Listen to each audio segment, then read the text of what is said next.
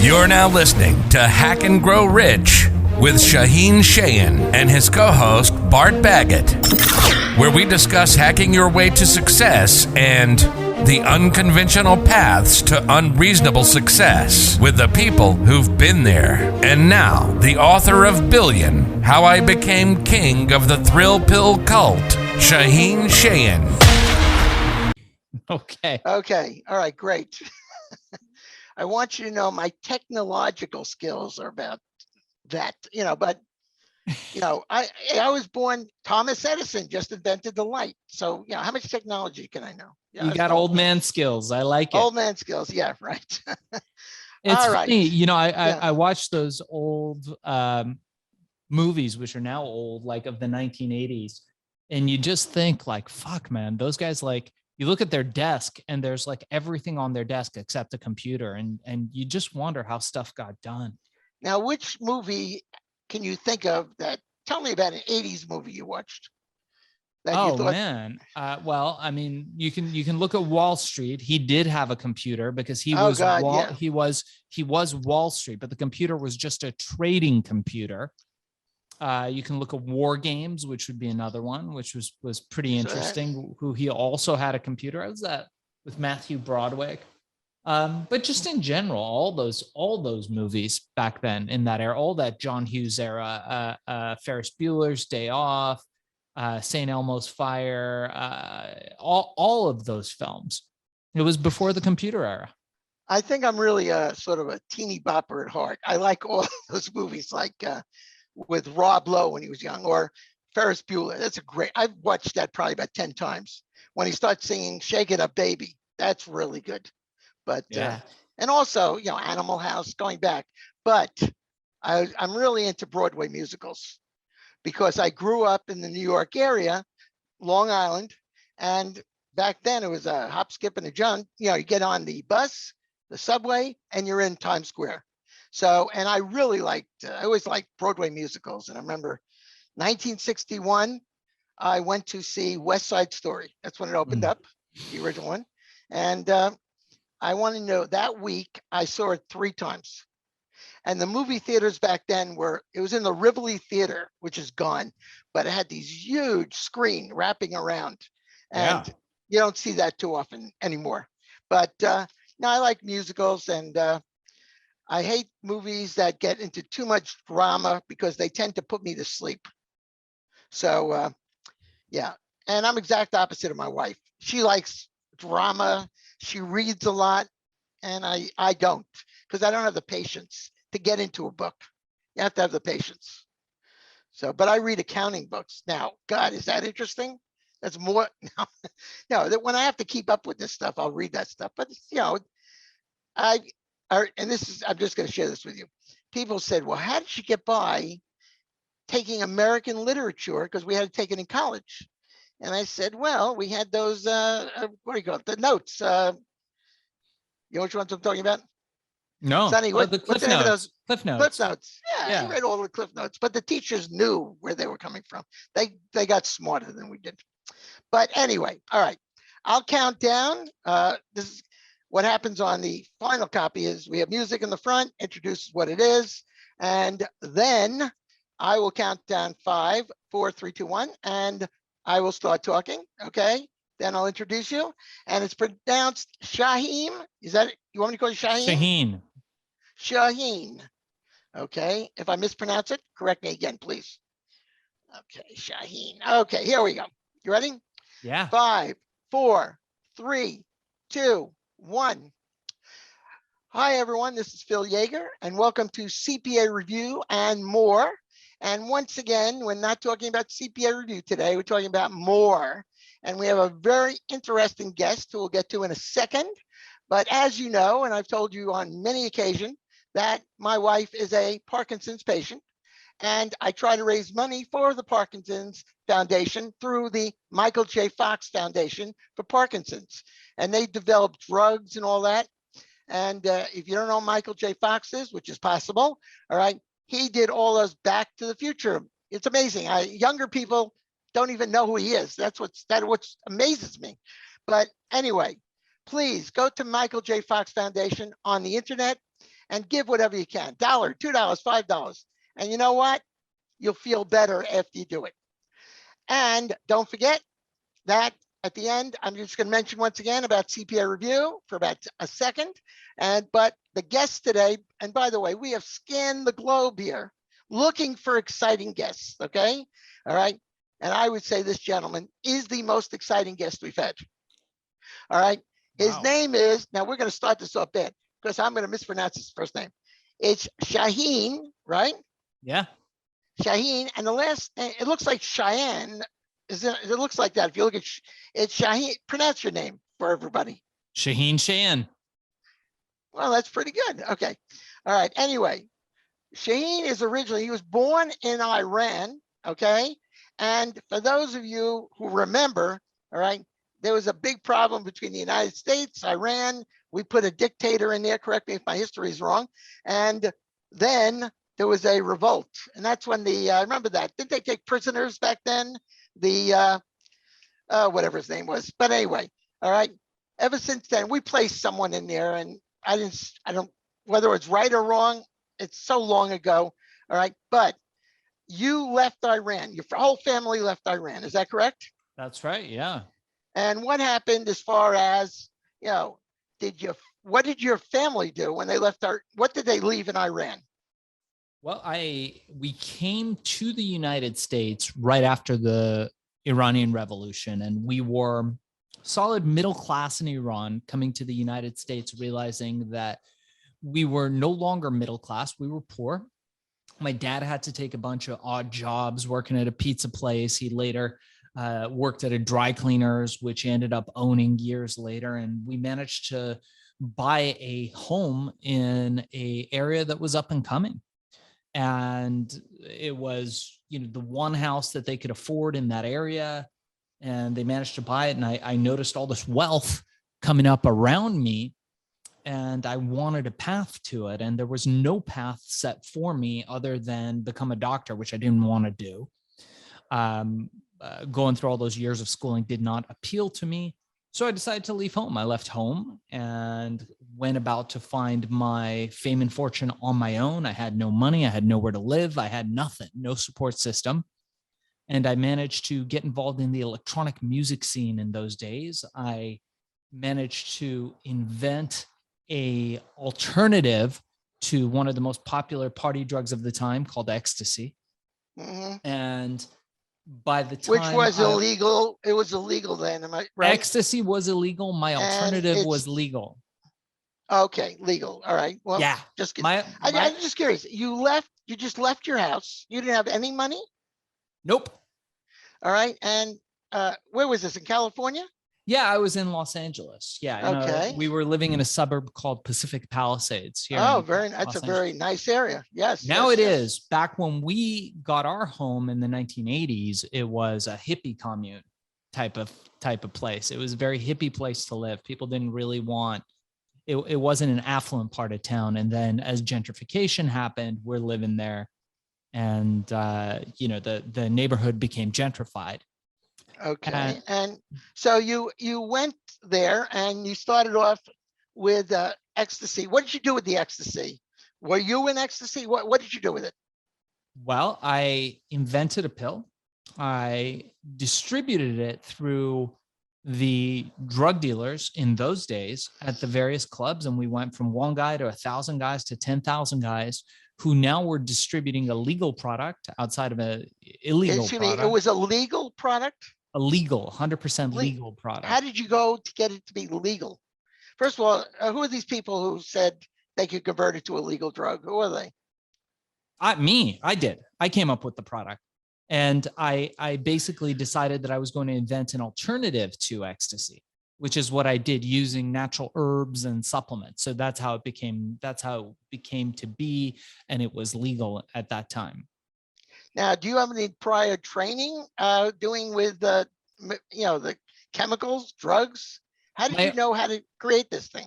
My only prior training was as a ninja Jedi Knight. I had no previous training whatsoever. I'm joking. I had no previous training whatsoever. I was a kid. I was in my teens, and I managed to get enough good people around me who knew how to do that.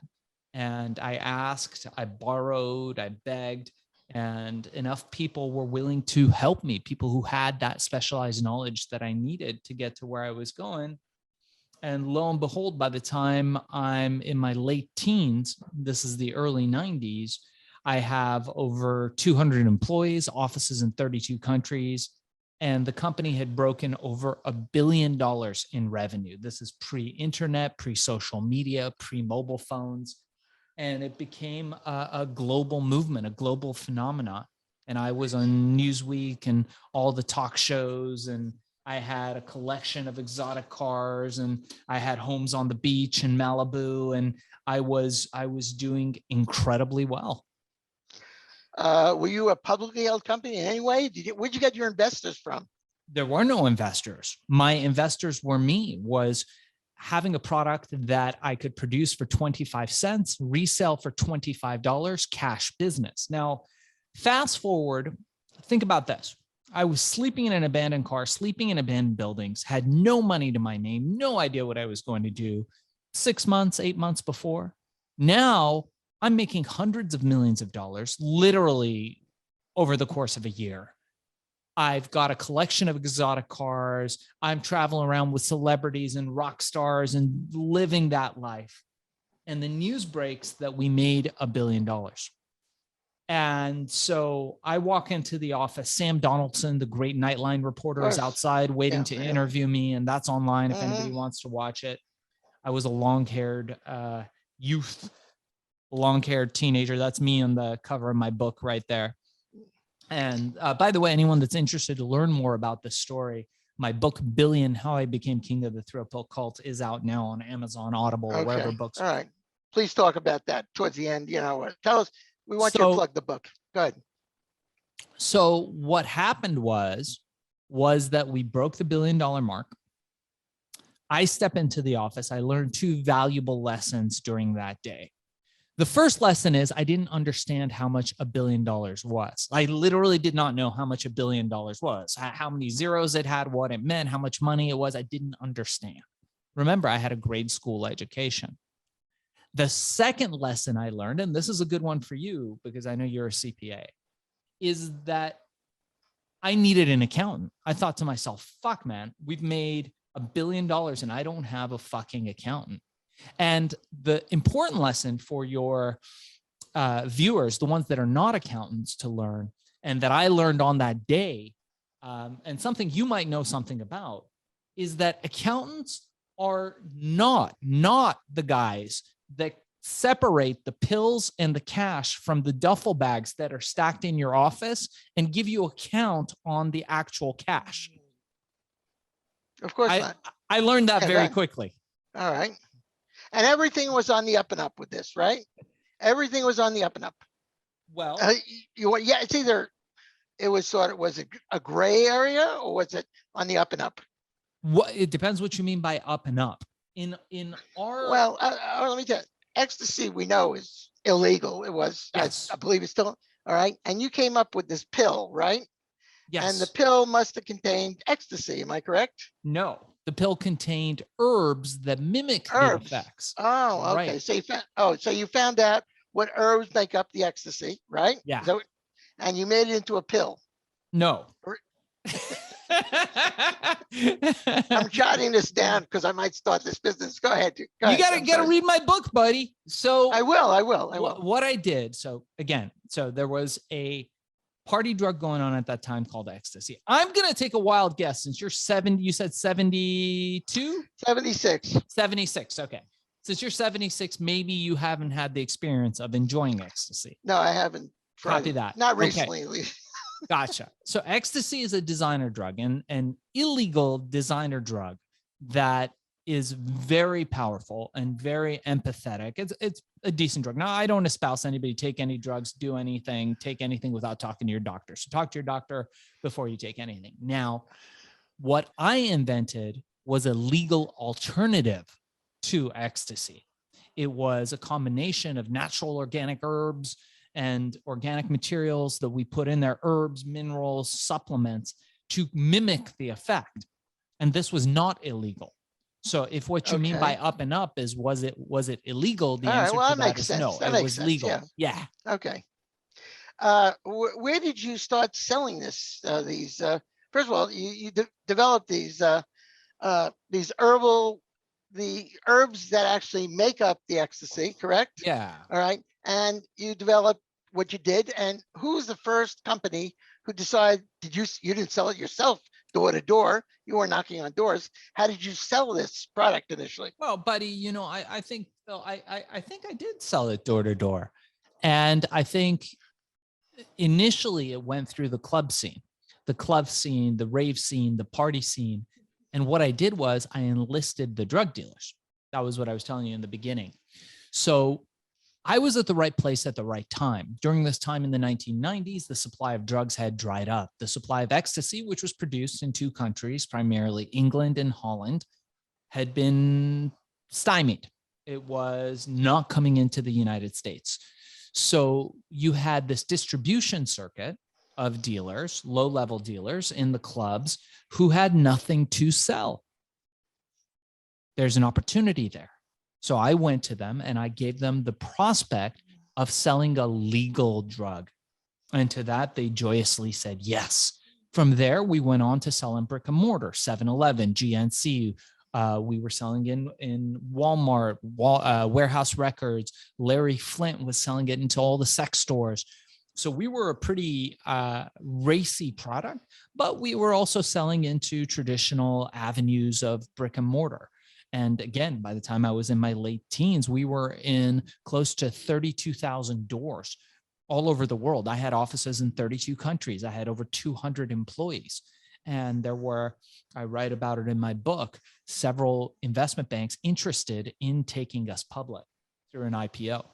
Really? That's interesting. Yes. I'm just curious. What was your father doing in Iran? What was his occupation? All right, are you ready? Is your seatbelt on, Phil Yaeger? No, it isn't, but go ahead anyway. My dad, Phil Yaeger, in Iran, worked for a small accountancy firm called Coopers and Librin. Have you heard of them? Librand, yeah. Labyrinth. Yes. Oh, yeah, they were around. Big Eight. There you That's go. what they call them all, the Big Eight, Yep. And my and mom then they worked got for, involved in litigation. All right. And then it left, we called them the Final Four. Oh, is that right? It's sort of like I know the nothing basketball. about that world, but Well, it's not important anyway, but no, I know Cooper's Library very well. Go ahead. there you go. And my mom So worked he- for Lockheed as a secretary. Really? Was your father a chartered accountant or just a plain Oh, India? man. They had like CPAs were chartered accountants. All right. He was not, he just worked there Okay. as an accountant. So here's the thing with my dad. All I'm right. trying to think where you're getting all this business sense from, I got no business sense from my dad. Here's the thing with my dad. Love the guy to death. I have never seen him solve a math problem. He had zero idea of any of my math homework coming here to the United States. He barely spoke English. He learned English, honest, hardworking, Jewish, Iranian, American, a Jewish, Iranian, American guy. But I'm I sorry, never did you say understood. he was Jewish? He was Jewish? Yeah. Oh, I didn't know they had it. We're Iranian Jews. Oh, I'd like to see what your Passover Seder is like. Go ahead. The Iranians have epic holidays, and because you've got dual culture. So you've got the Iranian culture and then you have the Jewish culture. And culturally, Iranian Jews are the oldest Jews. Most people don't know this. It predates, the reason why they say Judaism predates all these other Judeo-Christian religions, maybe not some of the paganistic or animistic religions, but certainly all the other Judeo-Christian religions, is because of the Iranian Jews. They found evidence of the oldest Jews in Iran. So, my dad was always a hardworking guy, but never the best at math, or maybe not the best accountant. I don't know. I mean, I know he had these like ledgers that he wrote by hand, and he had the calculator with the rolls of things. Oh yeah, I remember that. Yeah, he had all that. He's got all that stuff, but it's old school. You're talking about a guy that, was born in the 1940s and grew up in Iran. So he's got to be about my age, I would think. What Yeah. does he do? He's retired now? Exactly right. I hope it's okay I call you Dad. Call me Dad. Call me Jay. Call me Ray. Remember that one? And call me Ray. Call me Jay. Go ahead. Yeah, that's fine. That's fine. Call me Dad. All right. Or I'm trying to think, what would be a Yiddish term for that? I can't think of that. Go ahead. See, in New York, you grew up in the New York area. All my neighbors were Italian, Catholics, and yet they would come over and say, Phil, you're a mensch, okay? And which is a nice, decent guy. And I can just tell you one thing. I was on a radio show in Manhattan called Cousin Brucey. He's still around after all these years. Yeah. Anyway, I co-hosted with him. I won a contest. So I co-hosted with him. And then I said, Bruce, you're a mensch. And then the people called in, they want to know, what's a mensch? Now, people in New York who are not Jewish know what a mensches are, but that has nothing to do with what you do. All right, so let's go on. I want to get to the, let's talk, the next thing, you invented cigarettes. Herbal cigarettes. So look, Phil, my entire life has been based around looking at problems, big problems. We froze for a second. Hold on. Dear, are you frozen? I'm not frozen. You froze, and you get the ice is melting as we talk. Am I frozen? Can you hear me? You're fine. You're fine. Go ahead. Okay, good. All Sorry right. about that. Your world, or whatever, was centered around. Yeah, my entire career has been surrounded and based on finding problems in various marketplaces, finding a niche, and then dominating that niche by addressing that big problem. So the first problem I solved was that people like to go out, people like to party. There was no supply of illicit drugs, so I created a natural one that was legal. The second was that I created the first herbal cigarette. It was, and is to this day, the standard for Hollywood studios, because, on the sets, people can't smoke tobacco every scene after scene. It makes their throats harsh. So I came up with a cigarette that did that. After that, I invented all the technology for portable digital vaporization. I patented it. I wrote the book on it, and it led to what people use today as vapes and vaporization technology. Right.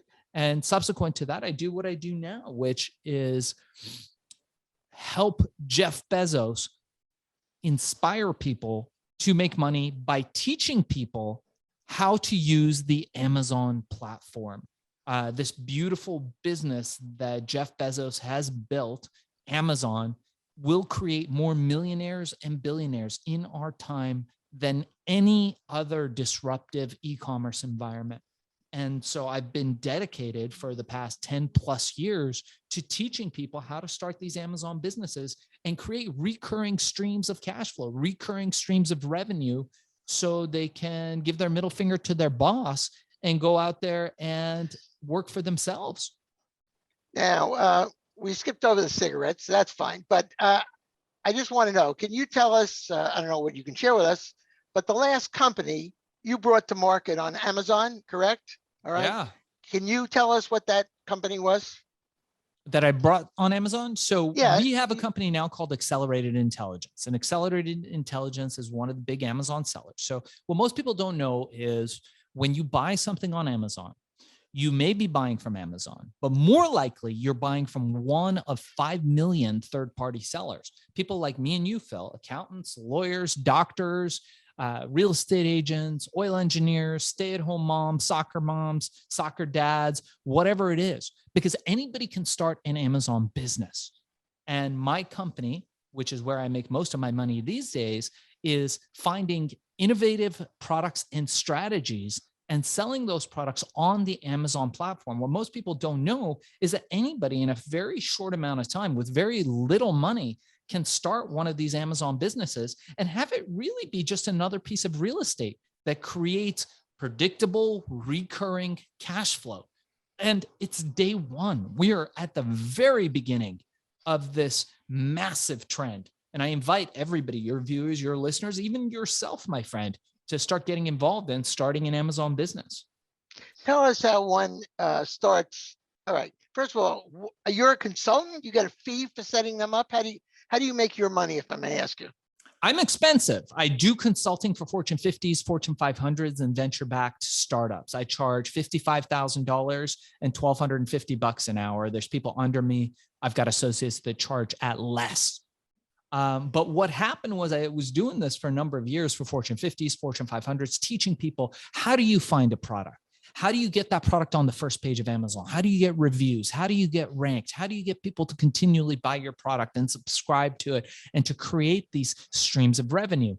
And people were like, Shaahin, we would love to do this, but we can't afford to pay you. You're ridiculously expensive. And I said, yeah, I know. It's insane that people pay me this. And there's a line around the block waiting to get in. So what I did, Phil, is I created a online course that anybody could take. It is absolutely free. It's normally $200 for anybody who is listening using the code CPA. We're going to give it free, Phil Yaeger. It's a 1-hour course, tells you everything you want to know, A to Z. How do you start an Amazon company, where to incorporate, all that good stuff. And maybe they can come to you for their tax planning. And if anybody's interested, I'm going to give out my email is darkzess@gmail.com, darkzess@gmail.com. Use the code CPA in the subject heading, and I will give you my 1-hour course on how to become a master at selling on Amazon for free. And that's what I do now. I inspire people to sell and create these Amazon businesses.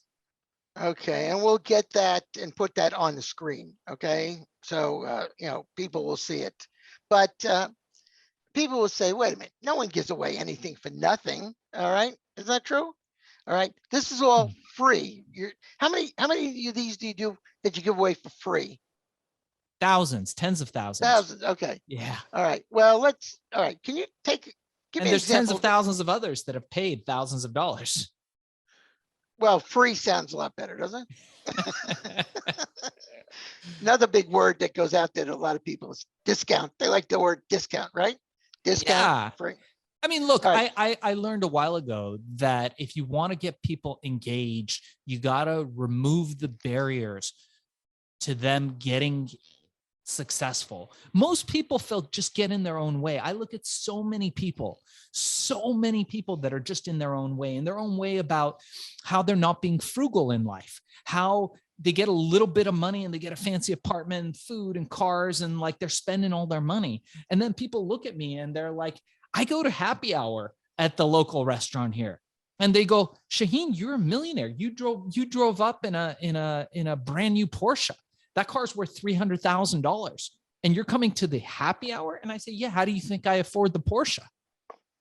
That's how it works. And then I see other people where, a lot of actors in LA, we've got a friend who's an actress and this girl makes a little bit of money acting, a couple $100,000, she's getting to be fairly well known. And she goes off and she spends $50,000 buying her 9-year-old clothing. And designer clothing and spending money and getting a fancy apartment and all this stuff. And I'm like, man, you're just getting in your own way. You're getting in your own way. You need to invest. You need to build foundational wealth. And then from the money that you get from that foundational wealth, then you can buy the luxury. And as you know, that luxury becomes a write-off if you do it right. But people get in their own way. So as coaches, as people who inspire people, we have to try to take out those barriers to entry. So it's easy as possible for them to start this stuff.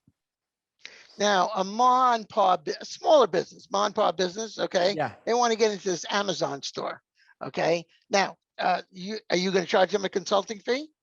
No, they can just email me, darkzess@gmail.com. Okay. I'll give them the course for free. It's everything you need.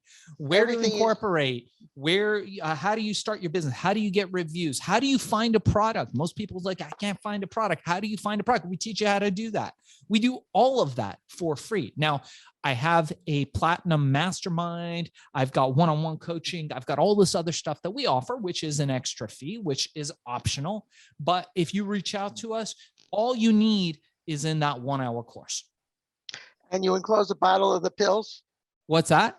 You enclose a bottle of the pills? I'll include a bottle of the pills just for you, buddy. No, I didn't say for me. I mean, I'm just happy. I'm happy on life anyway, but anyway, let's go. So I come to you, whatever I do, I come to you, your people, and say, I have an idea for an Amazon store. Okay. Tell me where I'm going wrong. All right, now you know what? I want to put my entire course on Amazon and sell all the components of it. Okay. All right. Now let's talk about what everyone's going to take of when I sell the different components. Okay. All right. First of all, that can be done, can it? Right. So what I think maybe a better example is you say, hey, I'm an accountant right now, and I'd like to have another stream. I've got some real estate. I'm sure you got some real estate, Phil. A good Jewish accountant, you're going to have some real estate, right? So you've got some cash flow that's coming in from that. You probably have some money in the market. So that's bringing in some compounded interest, especially if you're in dividends and those types of things. So you've got two good foundations, two good pillars. You probably have a little bit of a savings, a 401k, a defined benefits plan, pension plan, whatever. Fantastic. Love to hear that. Okay, real estate's at an all-time high. Why not build another form of real estate? And so what you do is you come to me and I show you how to find a product. Now, what we do is we look at the market. We see what the market needs. Now, you're like, Shaahin, I'm busy. I'm a successful accountant. I don't have time. No problem. We utilize the time of virtual assistants in South and Central America, in India. These people are MBA quality employees that would be delighted for a fraction. They would be delighted to work for a fraction of what you would pay somebody here in the United States. And they will work so hard for you, especially if you treat them well. I think they call that outsourcing, correct? Outsourcing. That's outsourcing. Okay. So we build out a team for you. We help you build out a team of winners that will run this business for you. And Amazon will handle the rest. They will pick, pack, and ship your product. They will advertise it. They will get you the eyeballs. They will do all the stuff that you need to do. And then you just sit back and you collect cash flow. And it becomes another source of recurring revenue. What percentage does Amazon take of the sale? So it depends. It's different on different products. Roughly, we can look at a 25% gross margin. Okay. All right. And now when I came up with my idea, is there a reason you sort of skipped over to say? I'm just curious. If it's a niche market, then yeah, you're talking about a digital product, and Amazon may not be the best place. Yes and no. No, we have books. We have. Yeah. Well, you consider books they're digital. Yeah. Okay. Yeah. The quickest way to go broke is to sell a book, buddy. Because you're selling something for $20, $30. How much do people value a book? And what's it cost to print? And how do you get it out there? Cancel those book orders. Yeah. Well, a book is good as an authority piece. Book is good as a calling card. Book is good as a way to disseminate information. Look, you're talking to a guy who's spent the last several years writing a book. What is the cost of that book, by the way? You want to share that? My book? I don't know how much the cost. It's probably like $20. It's That's called cool. Billion: How I Became King of the Thrill Pill Cult. Again, how many books have you has Amazon sold? Do you know? Thousands. So you get royalties off of that too? No, yes, we do get royalties. It is published with a local publisher, and there's a split on the money. I guess you'd call it a royalty. So we do get a royalty. Amazon takes their cut. But that's a really hard way to get rich. The easier way would be, Phil, you and I are going to start looking at the market for candlesticks. I see you got some crystal candlesticks behind you, and we're going to see. Yeah, they're crystal from our crystal mines we have in Africa. There you go. Oh, I don't know what they are. So we're going to start looking at those on Amazon. Well, we noticed that those aren't selling very well, so we're not going to pursue that. But the candles that go inside them, man, there's really a market for that. We can spy the sales of our competitors and notice that competitors are doing $100,000, $200,000, $300,000 a month selling those candles. In fact, Hanukkah candles, believe it or not, were going for $9 a box on Amazon during this time. So I say, Phil, you know what? Me and you, we're going to sell Hanukkah candles. And now we contact a manufacturer in China on Alibaba. We get them to produce these Hanukkah candles for us. Surprise, surprise. They only what was cost that name? Alibaba. Alibaba. I had to sell that stock. It was really going down. Yeah. But about 25 cents a unit. We're going to purchase them. We're going to sell them on Amazon for $7.99. And we're going to give them a few extra. We're going to give them enough Hanukkah candles for next year's Hanukkah candles. And now we've got a value. We're going to brand them great. We're going to get your rabbi there Phil, to endorse them. So they're going to be authority behind them. So they're going to be a special candle, and they're going to come in better colors, and they're going to be kosher candles because he's going to bless them in all kosherness. And so now we've got a product that has a competitive advantage, and we're selling it for less. And now we take over market share. We start moving in. We're making 20,000 a month, 50,000 a month, 100,000 a month. And sure, Amazon takes their portion, but we're still left with 25% gross margin. And that's phenomenal on a product that you making for cents and selling for dollars. You have any people who've done that with the Hanukkah candles? Probably a lot. It was an example off the top of my head. I'm just curious. That's all that was. I have no idea, but I do know that there was a shortage this Hanukkah. Well, there's a shortage of everything, it's, was there a are they someplace on Long Beach, California, those Hanukkah candles on a barge? Is that what no, go ahead. Yeah. There's a lot of stuff on those barges. That is true. Good observation. You having any, well, I didn't think it was good, but let me ask you something. Are you having distribution problems with the products you are in? Well, look, I've been in this game since 2010. So myself and my students plan ahead, and we've planned ahead for the last 10 years. So we're doing okay. But everybody was hit by the COVID bug, and it was very disruptive to business. But on the same token, we did really well because everybody's staying at home, ordering products on Amazon. Oh yeah, that's right. Everyone had nothing else to do. Yeah, right. That's right. By the way, are you getting a seat on the next rocket up to space with Jeff? His big penis flying into the air? I don't know. I think I like it here. I'm more of an ocean guy, buddy. I'm not so much of a going to the sky kind of guy. But I do know people that have put in bids for that are interested. There's a waiting list for all of those. I think Virgin is probably the most likely one that you could get ahead of time. But again, it's money that I don't need to be spending. I'd rather put that money into my businesses, into creating cash flow, recurring revenue, which is what I'm all about. How successful, do you keep track of this at all? What's the success of these Amazon businesses? Very successful. Like I said, there will be more millionaires and billionaires made in the next 10 years from the Amazon platform than any other business. Look, Phil, if me and you're like, buddy, I'm 76. I got my grandkids. I got my kids. I'm tired of this shit. I'm fucking going to retire. But I'd like to have a couple businesses that'll bring in a little bit of legacy wealth for my family. So we start looking. You look at a restaurant. Where are you, Phil? Where are you located?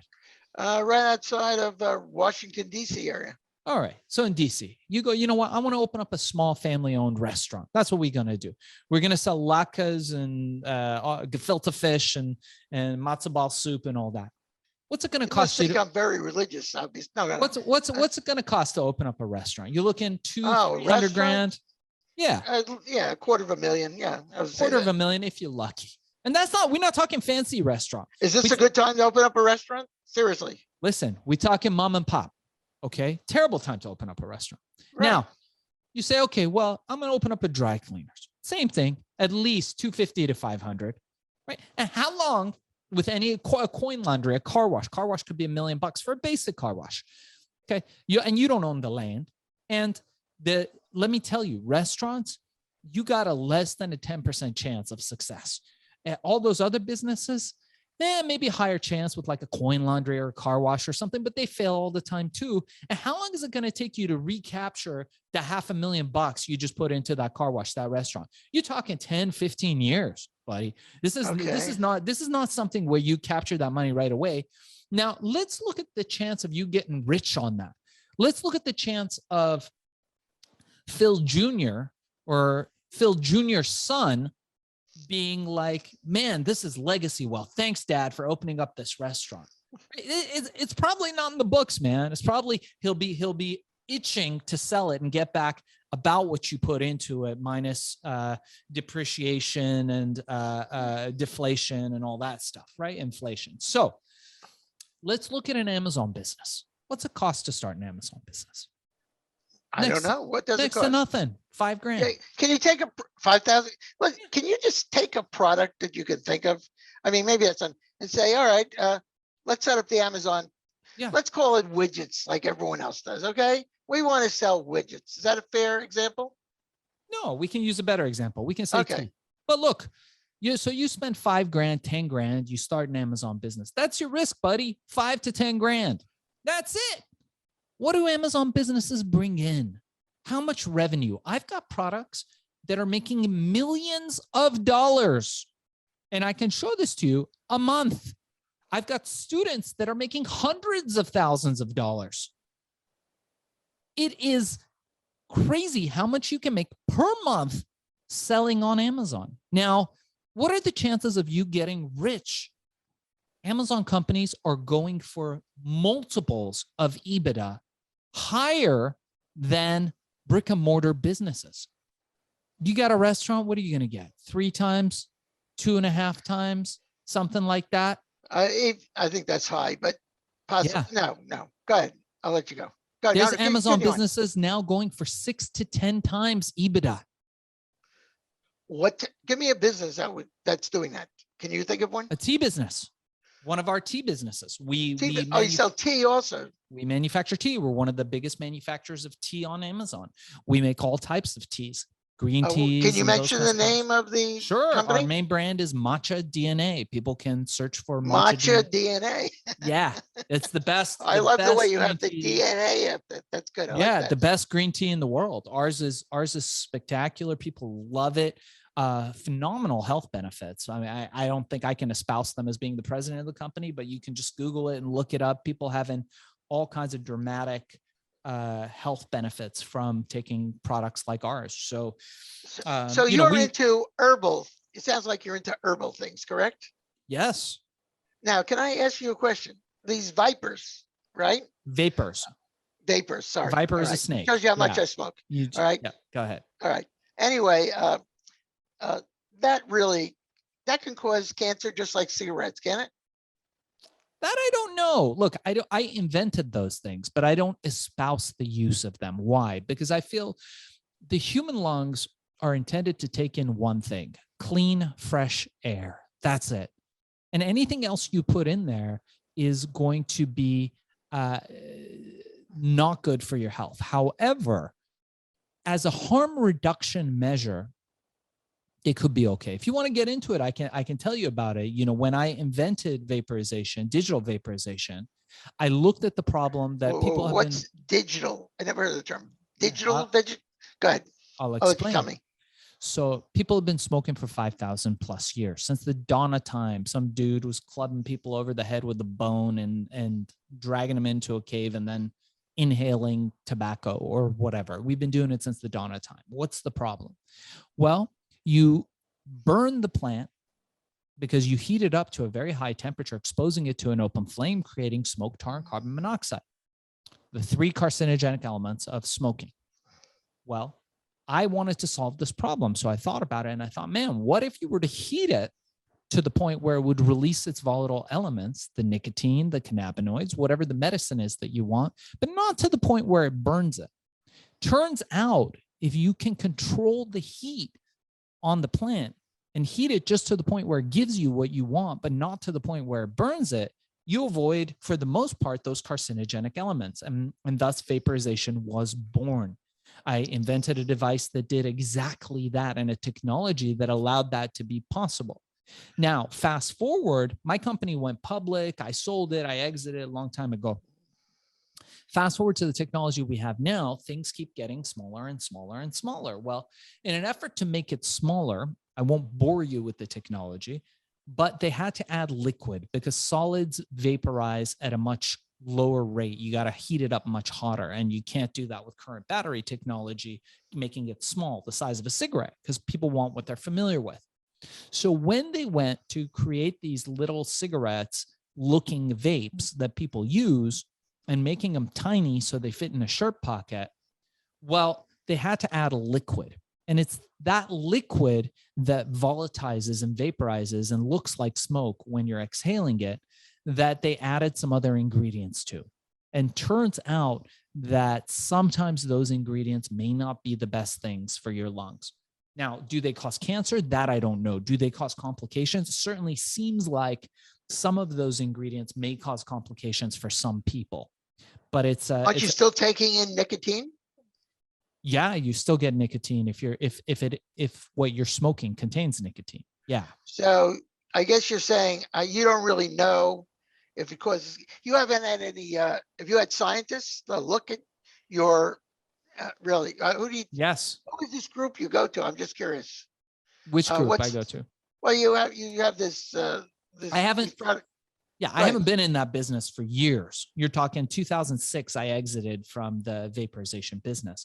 But at that time. Oh, you're not in, okay. Why did you get out? At that time, we had Why did you get out? Why'd you get out? Well, I sold the company. I had an exit. For money. It was the money. It was for money. Yes. I do not work for peanuts, but yes. Although sometimes I feel like I do. It is money, Phil. We are not elephants. We're not elephants. We don't work for peanuts. But no, seriously, I mean, so you sold it to this company. Is this company still in business? Yeah, they're publicly traded. Publicly traded. And because, they've come out, I don't know how long ago I saw an ad about this or a public service announcement that, those things can cause cancer like cigarettes can. So I don't know. I can't speak to that, man. What I can tell you is that people have been inhaling stuff since the dawn of time. Does it cause cancer? Maybe. We know that smoking likely causes cancer, but that may not be an effect of nicotine. Nicotine might not be a factor in that. If you look at indigenous cultures, the American Indians, the shamans in Brazil, all these different cultures who use tobacco as a medicine, they certainly didn't have any of that. So is it the burning of the plants? Is it the chemicals they treat it with? Is it the acetate filters? Could it be the chemicals that all the stuff is processed with? Could it be the butane in the lighters people are using? I don't know is the answer. And anybody who's saying, I mean, you're honestly saying, I just don't know, or you're not saying, I don't know, because everyone says that cigarettes cause cancer. I mean, what I'm saying is, what's your position on that? Do cigarettes cause cancer or they do not? Well, you're not sure. They certainly don't make you a better person. And personally, I find them odious. With that said. So you don't smoke, I assume? Hell no. I'm an athlete. I go out there. I train martial arts. I run, I swim, I do all that great stuff. Why would I want to do that to myself? Where do you find the time to do those other things? I mean, you sound like you're on the go. No, I have all the time in the world. Are you kidding me? You do? I have people. Yes, I use other you have people doing the work for you, right? Yes. Is that? Yes, my business. So what is your? I mean, if all these people are doing the work, you're doing the big negotiations, right? Is that what you do? Or you're the person who brings in the businesses to go on Amazon? What do you do within the company? I'm just curious. You're a very successful businessman. What do you do versus what do the other people, do to help you? You must have a lot of people working for you. Yeah. I build systems and I build teams, and then I do high level strategy. Okay. And there's only 24 hours in a day. Do you do sleep? That's pretty good.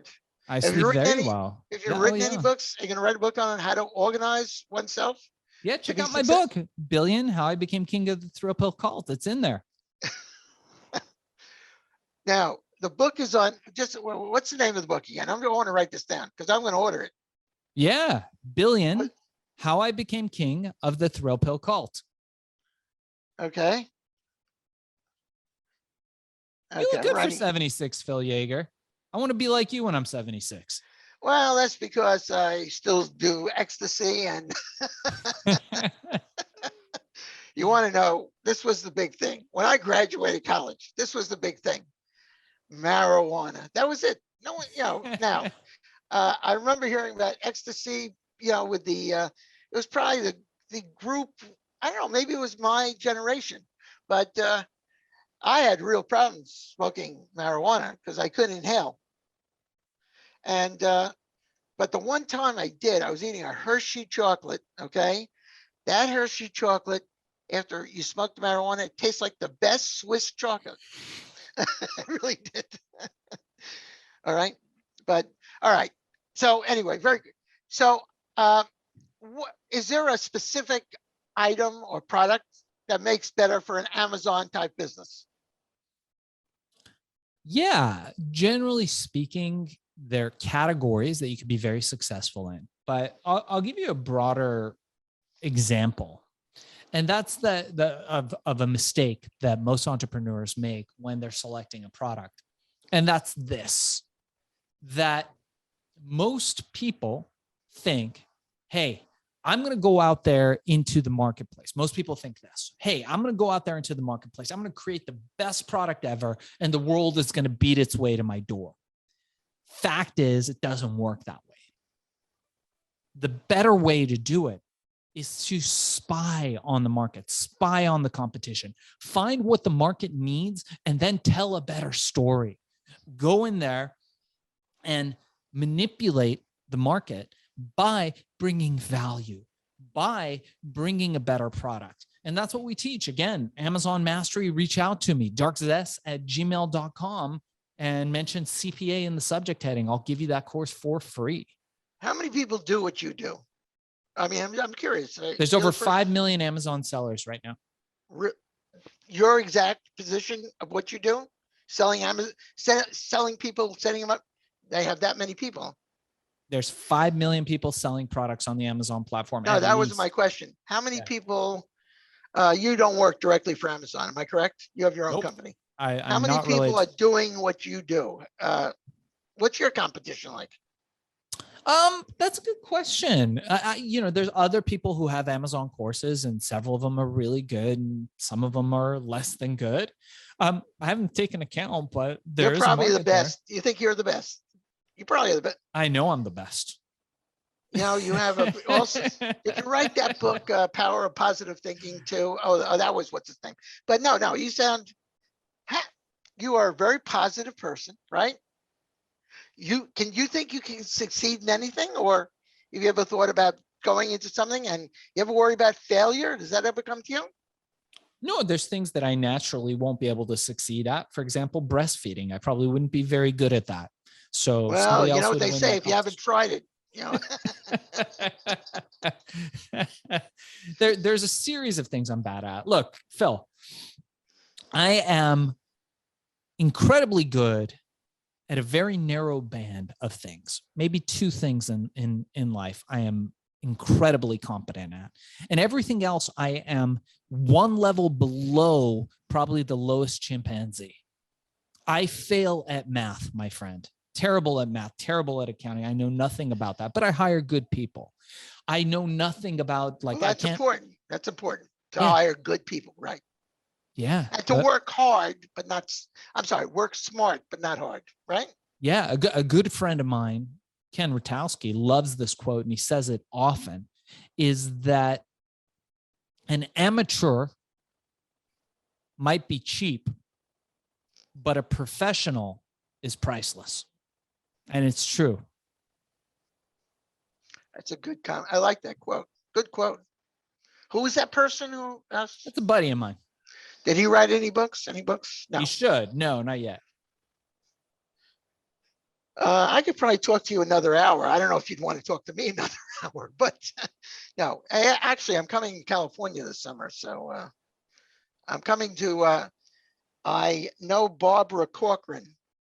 You know who she is? Sure. Shark Tank. I get in there to see the Shark Tanks. You know, she's a nice person. She tried to help me with my CPA review school, and then she's not allowed to consult on anything other than the people who invest. How come they don't invite you on? I mean, you sound like you can invest in businesses. Have you been approached at all? Not for Shark Tank, but I'd love to do it. Get me on. Talk to Barbara. All right.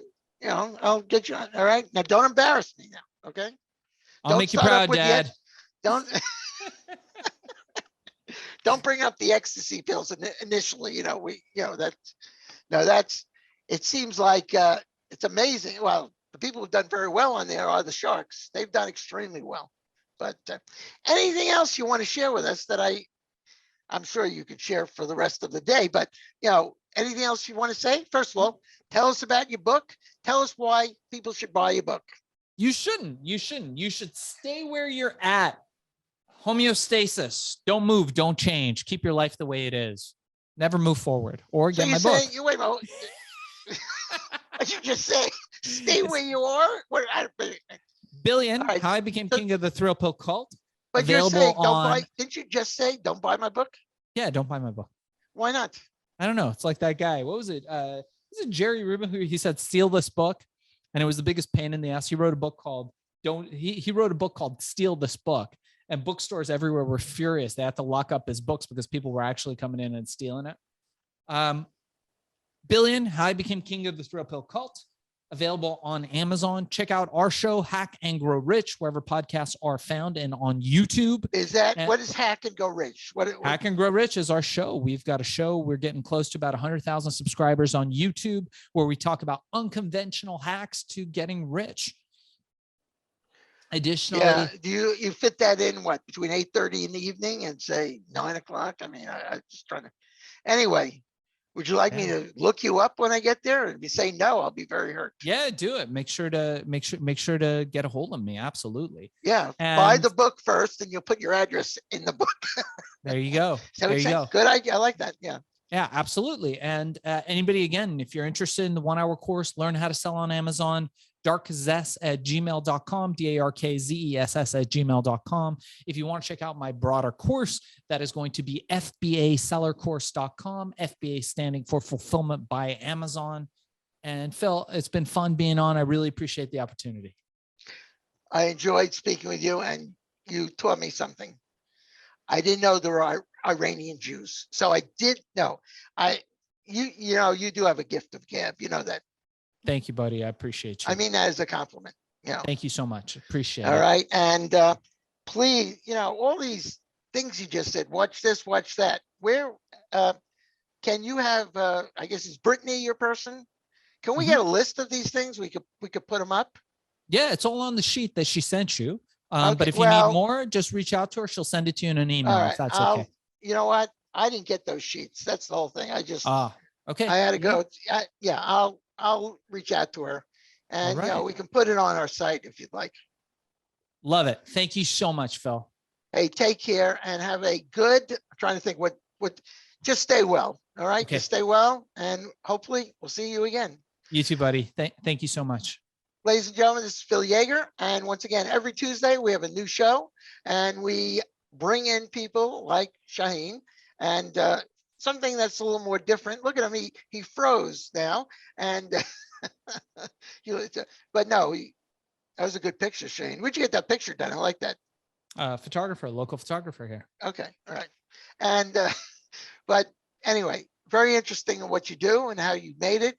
And I enjoyed it. I really do. I don't enjoy every conversation, but this was enjoyable, and I laughed. And I hope I gave you a laugh in some way. But anyway, take care. Everyone, give us a holler if you want a specific topic, and we will do it. So anyway, we wish everyone good day, stay well, and once again, be nice to each other, because I'll tell you, I thought after this COVID thing, people might be a little nicer, but they're getting nastier by the moment. But anyway, you don't have to be that way. Shaahin, thank you very much. Take care, and hopefully I'll talk to you again. Okay, thanks. Bye. Take care.